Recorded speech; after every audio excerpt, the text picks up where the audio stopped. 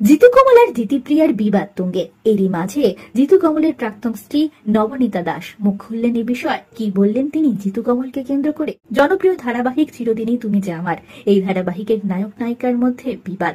একটি ছবি পোস্টকে কেন্দ্র করে তৈরি হয়েছে জলঘোলা। তারপরে অভিযোগ পাল্টা অভিযোগ, যেন শেষই হচ্ছে না। এই ধারাবাহিকের ভবিষ্যৎ যখন সংশয়ের দিকে এগোচ্ছে, তখন মুখ খুললেন অভিনেতা জিতু কমলকে নিয়ে তারই প্রাক্তন স্ত্রী অভিনেত্রী নবনীতা দাস। একটি জনপ্রিয় সংবাদ মাধ্যমে নবনীতা বলেছেন, ওকে নিপাট ভালো মানুষ বলেই চিনি। আমাদের সম্পর্ক থাকাকালীনও এরকম কিছু করেনি জিতু, যার জন্য ওর চরিত্র নিয়ে প্রশ্ন তোলা যায়।